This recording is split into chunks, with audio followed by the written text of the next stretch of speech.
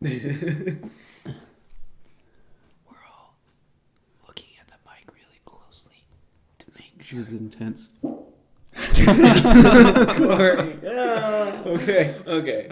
Well, welcome back to another episode of Adventures in Celluloid. I'm Josh. No! Conflict! We don't want to cut this Which out. order are we going in, okay? Okay, he's Josh. I'm Corey. And Okay. I'm Josh? yes. No! Yes. Really? But Oh what, my you haven't said your name goodness. yet, sir. With the mustache and the... Oh, I thought we were going to start over. I'm No. Lee. This is Lee. Well, you know who we are by now if you have been listening to us. Look at you. Lee, don't bump that table. Anyway, so welcome back to another episode of Adventures in Celluloid, where we talk about movies we love and sometimes potentially movies we hate, or sometimes in between. Let's see. Today we watched The Good, The Bad, and The Ugly. I feel like we should all split that title. Lee gets ugly. No, I'm joking. I get bad. I would get bad for that. But anyway, But Lee would still get ugly. yeah, Corey, you're bumping the table. When you hold on to your glass like that, you're bumping the table. Anyway, but we just watched this movie, Clint Eastwood, third in the trilogy, kind of. It is. Wouldn't you say? Yeah. Yep. But then again, the movies aren't connected. He plays a different guy in each. No, he plays the same character. Oh, he does? Yeah. But he has a different name each time. Because it doesn't actually have a name. Yeah. Well, like the only name... other actors play different actors. Yeah. That part's true. But Anyway. Clint Eastwood's the same character in all three. Right. So, let's see. This movie has Lee Van Cleef. Eli Clint- Wallach. Yeah, Eli Wallach. So Lee Van Cleef, he played like a duo good guy with Clint Eastwood in the second one for a few dollars more. So yeah, so he basically played a good guy in the second one and a bad guy in this one. Yeah. But Played a great bad guy. He's a great bad guy. yeah, he's a great good guy and a great bad guy, I would say. Good for both. He's But just a good actor. So. I wrote down a ton of notes on this, but before we go into too much detail, Plot time. take it away with the plot. Okay. In a desolate western ghost town during the American Civil War, Mexican bandit Tuco Ramirez, the Ugly, narrowly escapes 3 bounty hunters, killing 2 and wounding a third, Elam. I think that's how it's pronounced. He wounded a lamb? How dare you. Elam. No! Miles away, Angel Eyes, the Bad, interrogates former Confederate soldier Stevens about Jackson, a fugitive now calling himself Bill Carson, who has information about a cache of Confederate gold. Stevens, realizing that Angel Eyes was sent by Baker, another Confederate soldier, to kill him, offers Angel Eyes $1,000 to kill Baker instead. The interrogation concludes with Angel Eyes killing Stevens and his eldest son.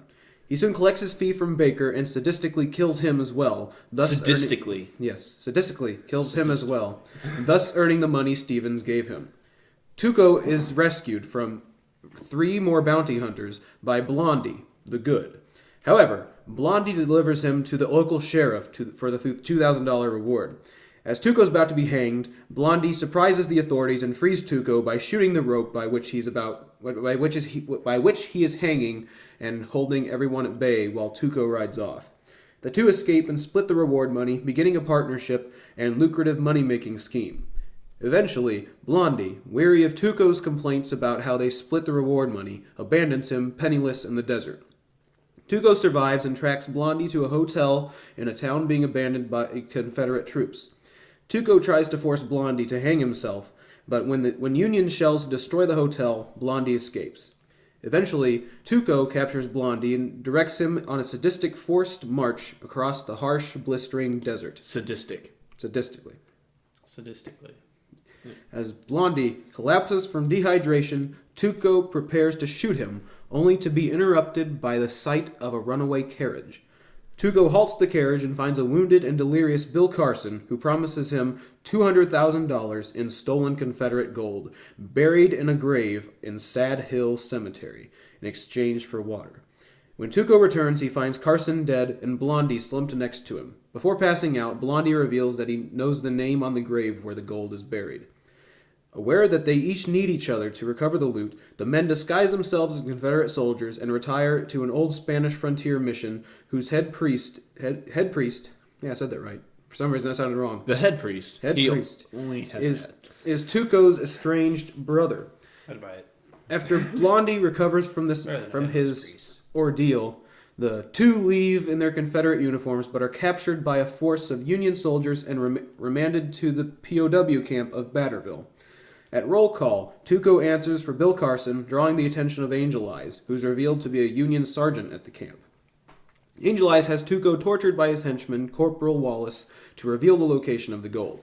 Tuco reveals the name of the cemetery, but insists that only Blondie knows the name on the grave. Aware that Blondie will not yield as easily as Tuco, Angel Eyes offers him an equal share of the gold in exchange for this information. Blondie agrees and rides out with Angel Eyes and his gang. Tuco, now a prisoner aboard a Union train in Wallace's custody, manages to kill Wallace and escape. Blondie, Angel Eyes, and his henchmen arrive in an evacuated town.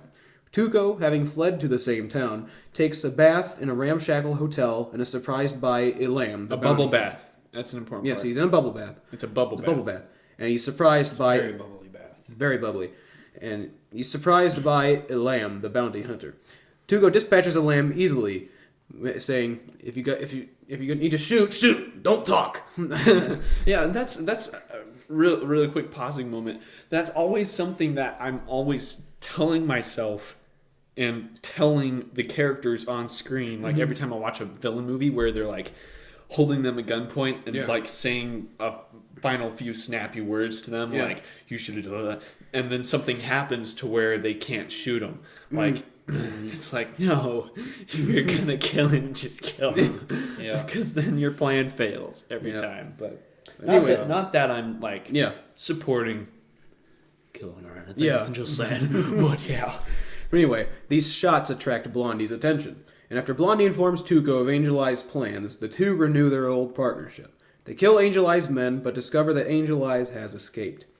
Tuco and Blondie make for the cemetery, which is held by Confederate troops on one side of a strategic bridge against the advancing Union troops.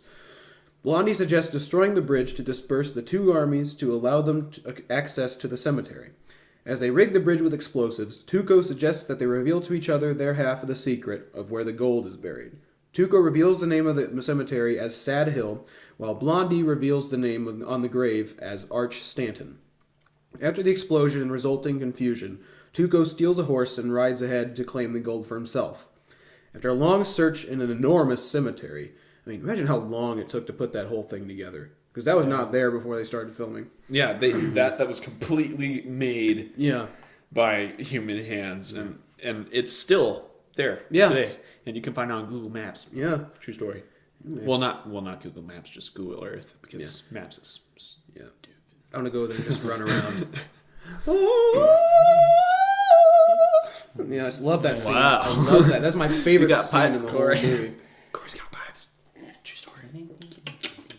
I just want to run around that would be my run for the day. Just do a whole mile. Anyway, he locates Arch Stanton's grave and begins digging. Then Blondie arrives and encourages him at gunpoint to continue. A moment later, Angel Eyes surprises them both, also at gunpoint. Blondie kicks open Arch Stanton's grave, revealing just a skeleton. Presumably Arch Stanton. Wouldn't you think? It would make sense. Makes sense for Arch Stanton to be buried at Arch Stanton's grave. Yeah. Anyway. What? So, I don't understand. Whatever. We'll explain to you some more time. But declaring that he knows the real name of the grave, Blondie writes it on a rock and that he places in the cemetery's circular center, challenging his adversaries to a three-way duel. The trio stare each other down, calculating strategy and mentally preparing to draw. For about 2 minutes. Angel Eyes draws first, but then Blondie fires first, killing him. Tuco discovers that his own gun was unloaded by Blondie the night before. Blondie directs him to a grave beside Arch Stanton's marked Unknown, revealing that he wrote nothing on the rock as well. Tuco finds bags of gold inside and is first overjoyed, but then looks up to find a hangman's noose prepared for him. I just love that shot. Yeah, it's like a home, man. Because then you question yourself on whether or not Clint Eastwood is actually the good. But we'll get to that. I have a bunch of stuff I want to read into. Blondie forces Tuco atop an unsteady grave marker, tightens the noose around his neck, then carries off his half of the gold and rides away. As Tuco screams his name after him, Blondie's silhouette returns on the horizon, aiming a rifle. With a single gunshot, Blondie severs the rope, dropping Tuco face first onto his share of the gold. Blondie smiles and rides off as Tuco curses him in rage. And that's the movie. The classic The Good, the Bad, and the Ugly. Okay. First of all, this movie is great. I'm just going to say it really quick. I'm not giving it its rating yet, but I will tell you guys more about that when we get there. But I want to immediately talk about the Good, Bad, and the Ugly titles. Yeah. The whole thing with Tuco being the ugly, it shows how the ugly just tries to get their way. And, you know, how he often, like, double crosses people over and over and over and over again. And he's always going... It's more about his personality than his looks. Right. It's called the ugly. Right, exactly. There's some chunk of my dog to paper. But basically, at the very end, when he's hanging in the noose, and Blondie's... Clint Eastwood's just flying off into in the distance, and he's going, Blondie!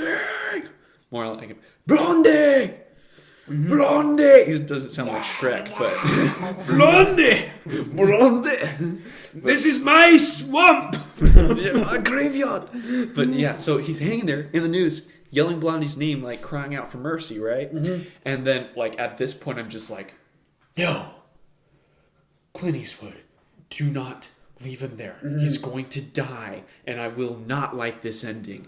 And then he turns around, he aims the sight, and he shoots the rope, and he falls, and I'm like, yes, thank you. This is the perfect ending, because it stresses Clint Eastwood's goodness, or I gotta refer to him as Blondie, I guess, but I'm gonna say Clint Eastwood. It shows his good, you know. And then as soon as he saves his life, as soon as Blondie saves Tuco's life, Tuco gets up and starts cursing at him again. Like, come on, like, it's emphasizing his ugliness. And it's just Angel Eyes was bad right to the grave, literally all the way to the grave. And that was a perfect ending for him, I thought. Yeah, because Blondie shot him, and you know Tuco shot him kind of too, and he was not really. Tuco didn't shoot him. Well, okay, his gun was unloaded. Oh yeah, he pulled a trigger at him. Oh, rats. He clicked him. Well, he would have shot him. It's not about his gun. I'm just gonna bring up a little thing here, but when they decided to have, because he doesn't carry his gun in a holster or in his belt, he carries it on a lanyard. Right, and because he couldn't. But whenever Sergio Leone decided on that, he wanted like him to have some trick to like just swing it up to his hand, and then when Sergio Leone tried demonstrating this to Eli Wallach, he hit himself in the crotch with the gun. So they decided not to do that. I can just imagine it because I know what that happened in the movie. That would be hilarious. He like, I can just imagine Sergio Leone trying to do it, because I mean he wasn't he's kind of a bigger guy, and just imagine him like trying to swing it, like,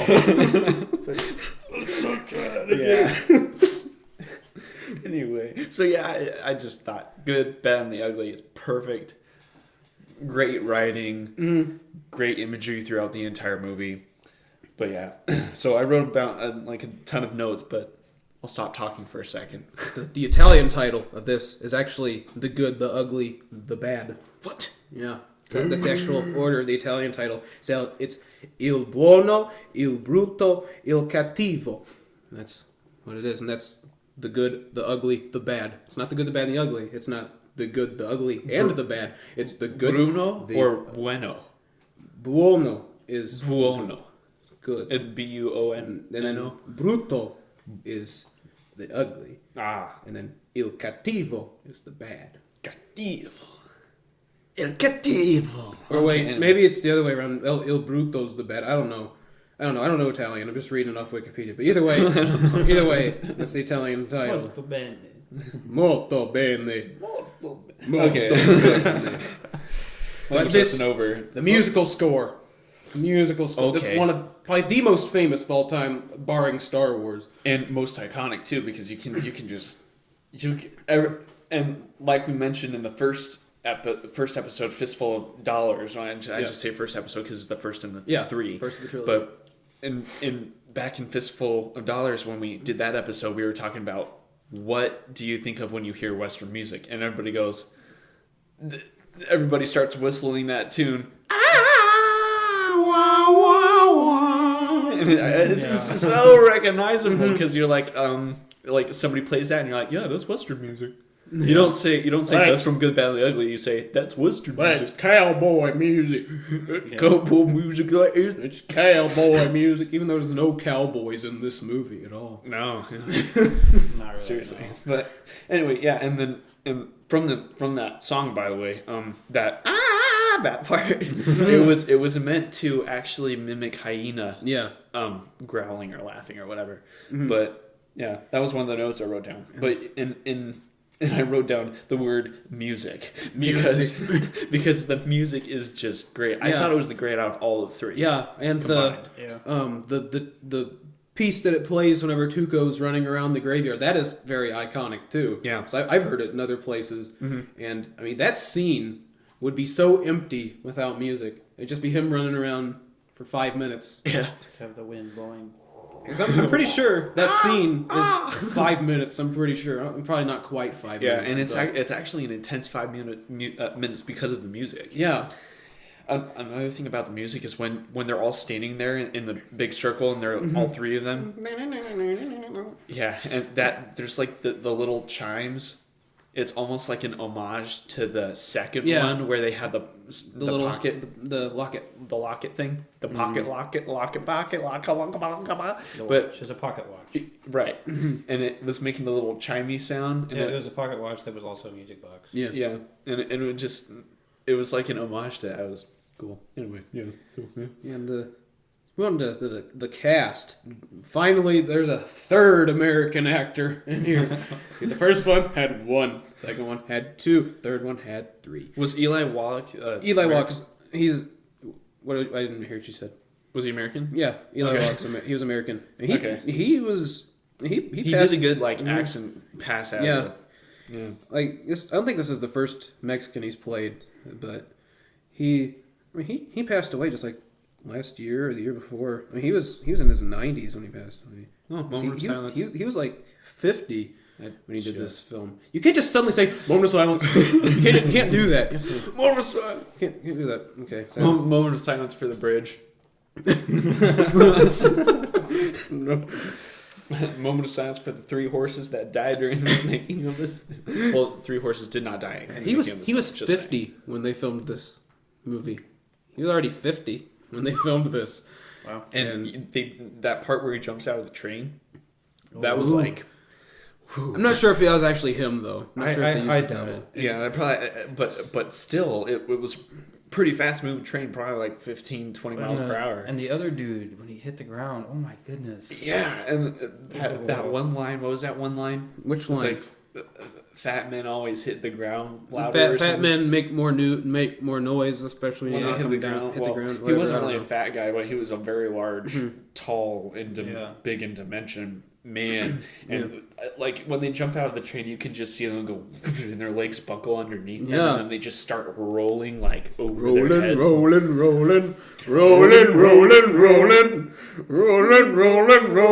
ride. Yeah, Eli Wallach was actually 10 years older than Lee Van Cleef.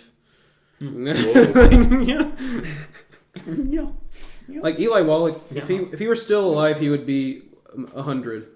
Yeah. He would have turned 100 this past December. Yeah. He was great. He was great. He's also in the what's it called? The Magnificent Seven. Yeah. And he was actually of Jewish descent. He wasn't Mexican at all. So I can see that. Both of his parents were Polish.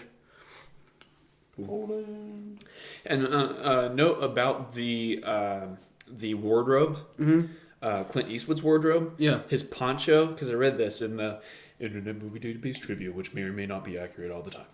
But I read in that trivia that he used the same poncho. Yep. It wasn't replaced. Yep. And he didn't wash it at all. Yep. In the making of all 3 of the films. And he just bought it and he used it. And if you want to put these movies in chronological order, it's actually backwards. Backward, yeah, he told me that. Because at the beginning of Good, the Bad, and the Ugly, he doesn't have any of his iconic costume pieces, but by the end of the movie, he's got the hat, he's got the poncho, he's got the black jeans, and then for a few dollars more, I mean, in the fistful, the hat has some holes in it. Where'd those happen? For a few dollars more when Lee Van Cleef shoots the hat. Okay. You know? Yeah. I say it's backwards. And also, Lee Van Cleef's character in For a Few Dollars More is a Confederate veteran. Not Confederate. He was Union General. He was a veteran. Of the Civil War. While Good, the Bad, and the Ugly takes place right smack dab in the middle of the Civil War. Yeah. Like, have you guys seen many Civil War movies? I saw. I think that might be Civil War. Was War Horse Civil War? No, that was World War One. That's way off, bro. That's way off. I can't remember. Yeah. What that movie? There's not that many. All I remember was there was a kid and a horse, and there was like a scene where 2 people died because they left. I know I've seen Gettysburg, and that's definitely a Civil War movie. This is the only Civil War movie I know that I've seen. Is The Patriot? Sorry. The Patriot is American Revolution, and you should know that. Seen it. You haven't seen it? No. Okay. You should know that anyways, though. Yeah. Sorry. I knew that one. I don't think I've seen that movie either, but yeah. Sorry. That is a ridiculous Come on, movie. Josh. All I know is that it's called Patriot. Mr. Film Major. Hey, I'm sorry. It's not. I still haven't. Anyway, I'll get to that. But anyway, more things about this movie. Tuco, when he is handcuffed to the big guy after they jump out of the train, and the train leaves, and then he beats his head against a rock, which we'll get to in content. But he's still handcuffed to him with this big long metal chain, and so he can't break it. So he goes up to the train tracks and waits for another train to come by. So he has the big guy on one side of the track, and then Tuco's on the other side. Yeah, and the train comes, and this is one of 2 close calls he had in the movie. In real life, close calls. Yeah, I don't know how they did the big guy on the actual tracks, because the train actually drags him. They used a dummy. Why would they put an actual man underneath a train, especially of his build? Practical effects. No, big budget. No. Anyway, yeah. So the train comes by and his head is down. Tuco's head is down. If he had lifted his head, he would have been. You see the stair go right above him. It's like there's many stairs. It's like he probably got like a bald spot haircut for that. But oh my goodness, that was one of 2. What was the second? Oh, the second one was he was in a noose. Yeah. Right? And it was towards the beginning of the movie when he was in the noose and Blondie was positioned far off to shoot him free of the... When he missed that one shot. The rope. So he actually got slightly hung before he got shot down. I think that was a scripted part, but there was a part where he actually shot through the rope and it scared the horse. And Tuco's hands were tied behind his back, so it scared the horse, and the horse rode off for almost a mile. And Tuco was sitting on the horse. Eli Wallach was sitting on the horse. This was no longer Tuco. Eli Wallach was sitting on the horse, holding on to the horse with his knees for his dear life for almost a mile because he couldn't get his hands free. And that was another one. And keep in mind, he's been 50 through both of these. This movie was intense on and off the set. On and off film. Pretty much, Screen. On and off screen. That's what I was looking for, there. But originally, Leone wanted Charles Bronson to play Angel Eyes. Yeah. But, man, his character differences between these 2 movies, For a Few Dollars More and The Good, Bad, and the Ugly, it's so different, like so drastically different. Yeah. Ooh. Because, I mean, For a Few Dollars More, he's vengeful for his sister, Yeah. But then this one, he's just plain up bad, shooting up people. Like he's like the guy at the beginning. He already has the money to kill this guy, but he follows through anyways. He's like, I'm gonna do it anyways. Like, like, oh my goodness. All these people. I remember Lee bringing, and I think Lee brought up at some point while we were watching it that the couple of the scenes were like very poorly dubbed, but it happens that those scenes, along with this other one, were actually those were added later on, like many years later, and they hadn't dubbed them in English yet, and so that process I guess they didn't do it as well. But Lee Van Cleef had passed away by this point, and so he had a new there's a replacement actor. So that's why in that one scene where he talks differently, he talked more like this or something, I don't know, but it was another actor because Lee Van Cleef passed away. But Eli Wallach, also in one of those dub scenes, that's why he sounds so much more raspy, because he's in his 80s or 90s at this point. So, and then Clint Eastwood he didn't talk a whole lot in these movies, but that's why also he sounded older in one of those. Yeah. But yeah, those were added back in many years later to the film. And I don't know why they were removed, because they kind of, at least one of them wasn't that important. The one mostly in question with the bad dubbing. It's like the guy's laughing, like with Tuco in the cave. Yeah. One's like, ha ha ha, and it's all right. His mouth's open a little bit. The second guy, his mouth is barely open. It's like, ha ha ha. It's more like his mouth it's almost closed, and he's just like, ha ha ha. It sounds like some guy's mouth is open, like wide open. So whoever dubbed these many years later, I think Sergio Leone had passed away also by this point. But whoever did that didn't do great jobs. Probably George Lucas. No, if it was George Lucas, that would be even worse. If it was George, he'd probably be laughing like Jar Jar Binks. He would have had to change like the whole movie.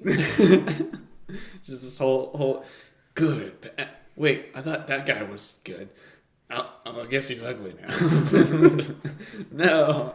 But, yeah. And many shots of the film were influenced by archival photographs taken by Matthew Brady. You've probably seen some, if you know anything about the Civil War, you've probably seen some Matthew Brady photos. But like he took a lot of post-mortem photos on the battlefield of soldiers who had died. So if you've seen any photos of dead soldiers in the Civil War, there's a good chance that it's probably taken by Matthew Brady. And many of the, because of course Italians and Spanish people, I feel like I'm saying bad things, but people from Italy and Spain made this movie. So of course they don't have as much access to Civil War stuff as we do in America. Right. And so they partially based it on photos by Matthew Brady.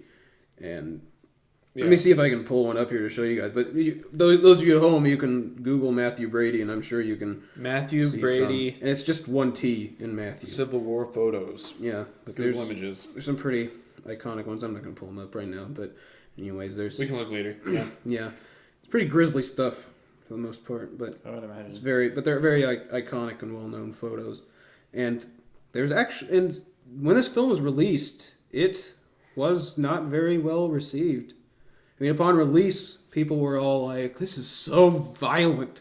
I hate it." That's what they did for the first two, though, yeah, because it was just breaking the code left and right, because that whole thing that we mentioned in the first episode, and I think we mentioned in the second episode too, where they did the whole different thing with the different shot angles. Instead of, the guy shooting, a straight-on shot of the guy shooting, and then it switches to a straight-on shot of the guy dying. Yeah. It's a full range of motion. It's behind the guy who's shooting, and you see the guy dying in the same shot that the gun is being shot. So, the production code is very... Yeah. And being stretched hugely. Here, I'm gonna quote some critics that didn't like it. Okay. Critic Renata Adler said that the film must be the most expensive, pious, and repellent movie in the history of its peculiar genre. And then Charles Champlin, not Charles Chaplin, who is great, and I'm sure he probably enjoyed this movie because he knows about movies. Charles Champlin of the Los Angeles Times wrote that the temptation is hereby proved irresistible to call the good, the bad, the ugly, now playing citywide, as the bad, the dull, and the interminable, only because it is. And then these sound like accurate representations of these people, even though I have never heard of them before. And Roger Ebert, his original review was 3 stars. It doesn't have a quote on here, but 3 out of 4 stars. But he said later in his list of great movies, he said that in his original review, he had described a 4-star movie, but only gave it 3 stars. perhaps because it was a spaghetti western, so it could not be art. So, of course, What? he changed his opinion. Any later movie can on. be art. Yeah, Except Ebert changed his opinion, the as Star he's Wars saying right here. prequels. He changed his opinion. Yeah, So yeah. no ripping on Mr. Ebert right here. There's Right, some yeah, right, movies, right. some movie reviews where you can rip on Roger Ebert. Trust me. But then, Yeah. and we'll probably watch a few of those. Anyways, Yeah, and speaking of the first critic review that you were just talking about, where that person said the most expensive pious whatever, this movie was made on a $1.6 million budget. yeah, right. this is pretty expensive for the time, super expensive for the time, and especially over there in Italy.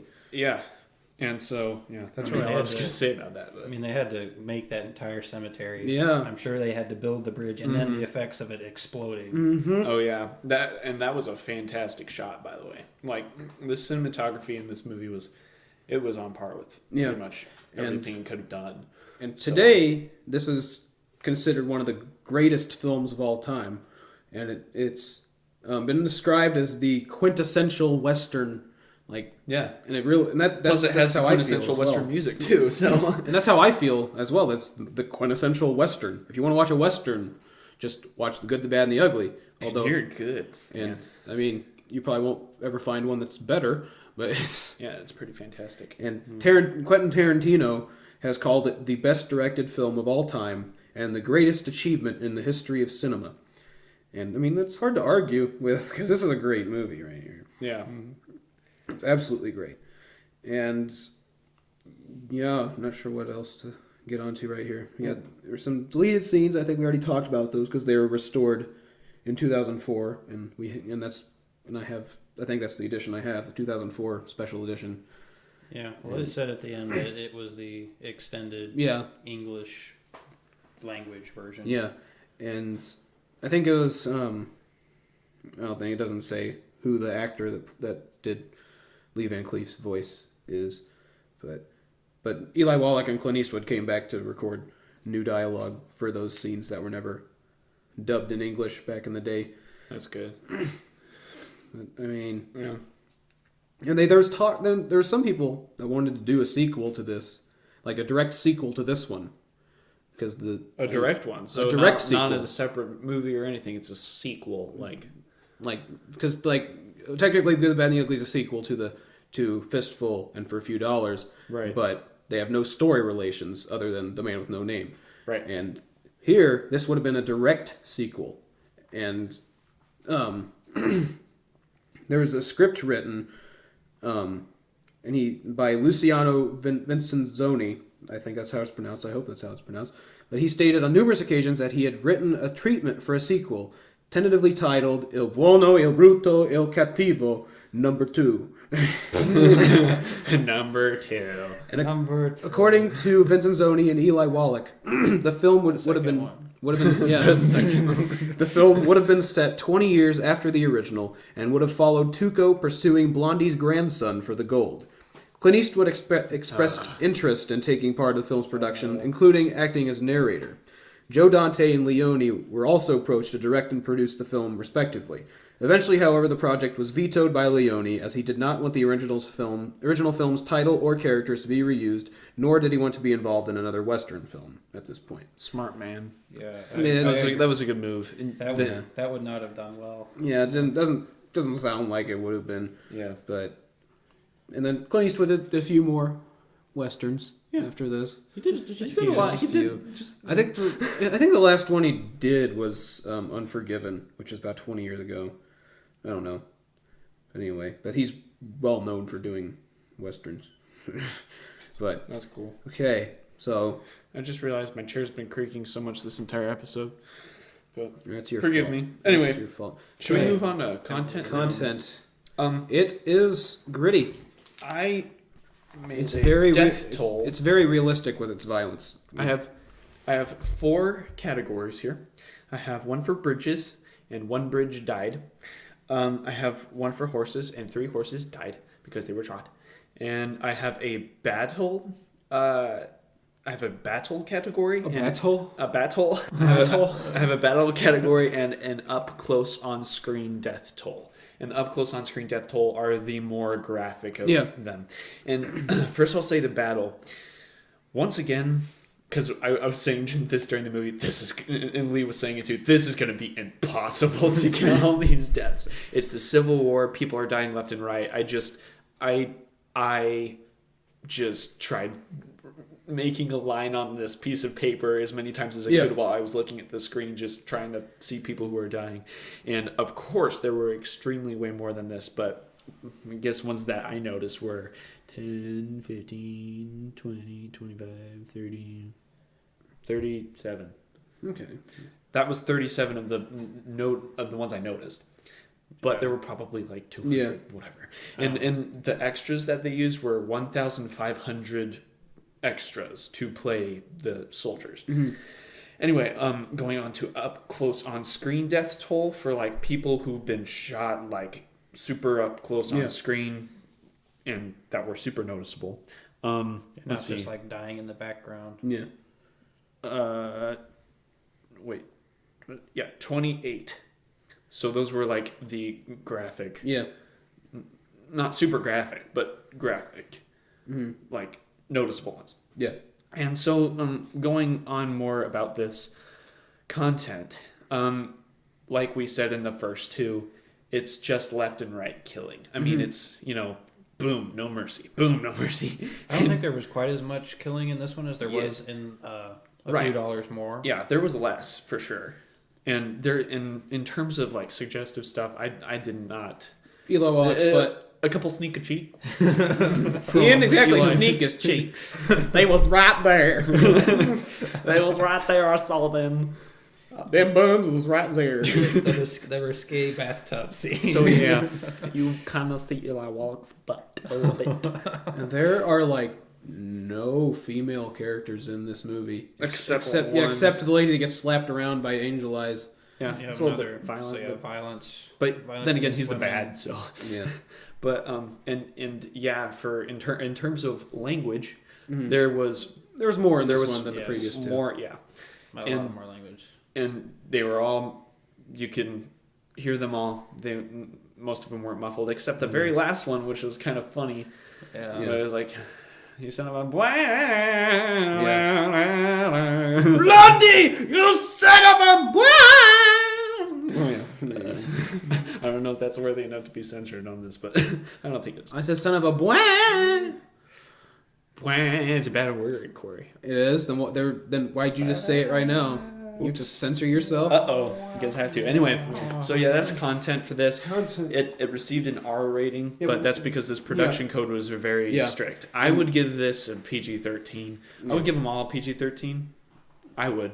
A strong PG-13. Yeah. Strong PG-13, but a PG-13. Yeah. R would be we watched this in high school. We watched this in high school. Yeah. In my film class. Mm-hmm. We watched it in high school. Yeah. In high school.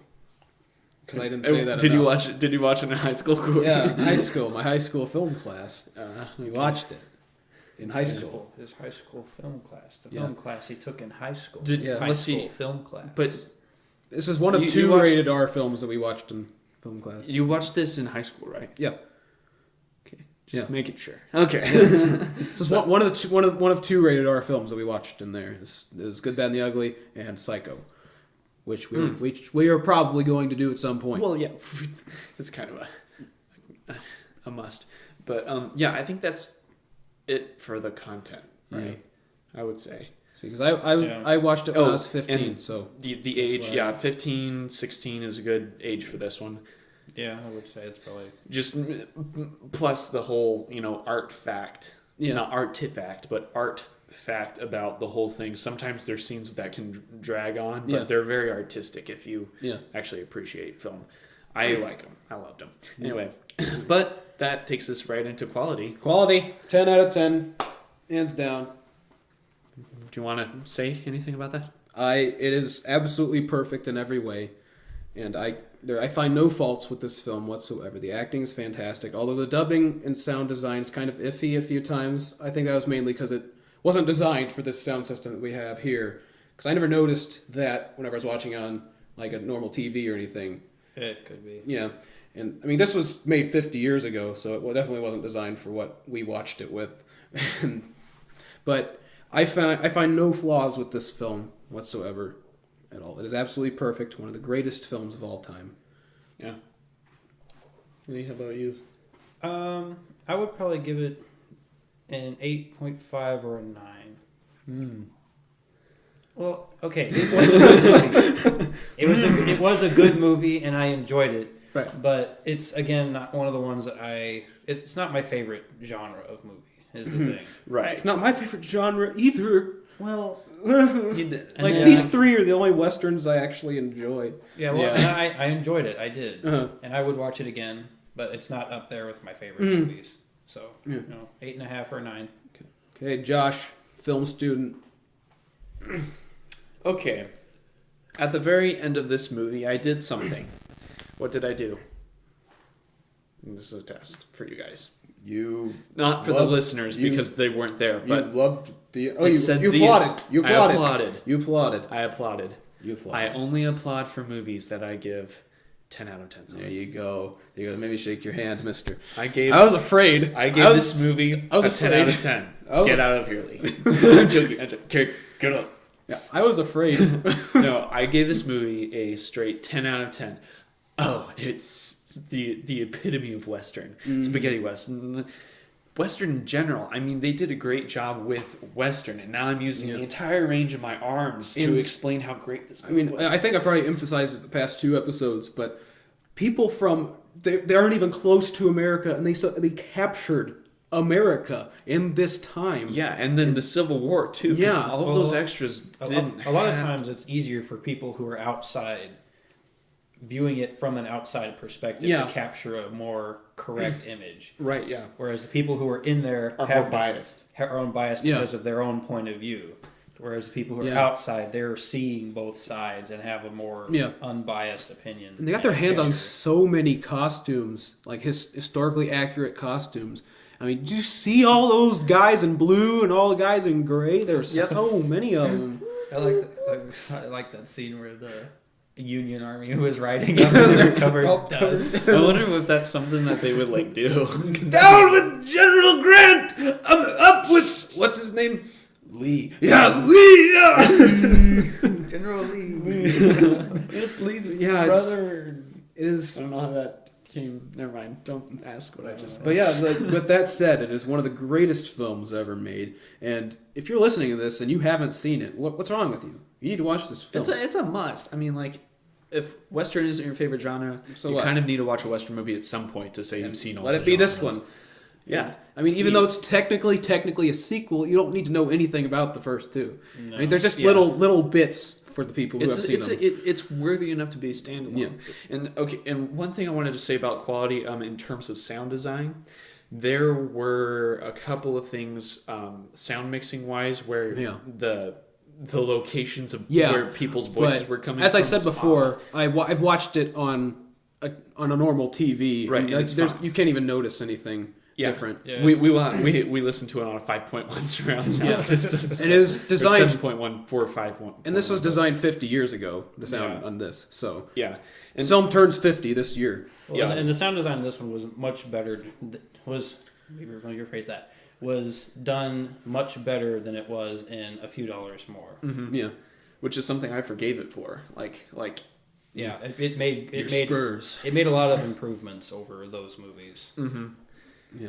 Yeah, I was watching it and I just was looking and viewing everything as if, you know what, they figured out how to change that. They realized that they need to change that and that. And that. And this is, did you say his name? Sergio Leone. Yeah, Sergio Leone. Sergio Lonely. But he probably wasn't lonely. But you could just tell that the director and the writer and the producers and the whole crew knew what to change and what to get right, and it was pretty perfect throughout the whole thing. Pretty perfect. Pretty perfect. Very perfect. But yeah, this movie, check it out. But It's definitely worth your time. definitely, it's 2 hours and 41 minutes, but it doesn't seem like it's that long whenever you actually watch it. Yeah. There's some movies. Actually, I did feel like it was about 2 hours and 40 minutes, which is what the runtime was. Yeah. I felt like it was about that long, but it was a good 2 Yeah. 2 hours and 40 minutes spent. I loved it. Yeah, it's one of those movies where I didn't realize how long it was until I finished it. Like I mentioned, The Deer Hunter before. That's a 3-hour movie, and I watched the whole thing all the way through. I was just like, that was 3 hours. That was amazing. But Yeah, we're gonna do that in the near future, hopefully. But yeah, that's it for this episode. I've got to get you some info here and see we're on Twitter @InCelluloid. We're on Facebook, facebook.com/Adventures in Celluloid Podcast. YouTube, iTunes, and we're on Pocket Cast. If you have that app, that's a really If we're not on a certain app, just let us know and we can try to get onto there. Because we want to be available for all you peoples. Yeah, and if you have a movie suggestion, contact us on Facebook, Twitter, or if you know us directly, just let us know. And you can also send us an email to adventuresincelluloidpodcast@gmail.com, and we will take your suggestion into consideration. So And send us fan mail. yeah, send us fan mail. Shut up, Jerry. Yeah, get out of here, Jerry. Jersh. Jerry. Jersh. Not Jerry, it's Jerry. Jersh. Jury. Jury. It's the jury. Okay. The judge is over there. The jury's over there. So until next time, if you need to shoot. Don't talk. Oh no, I killed Corey.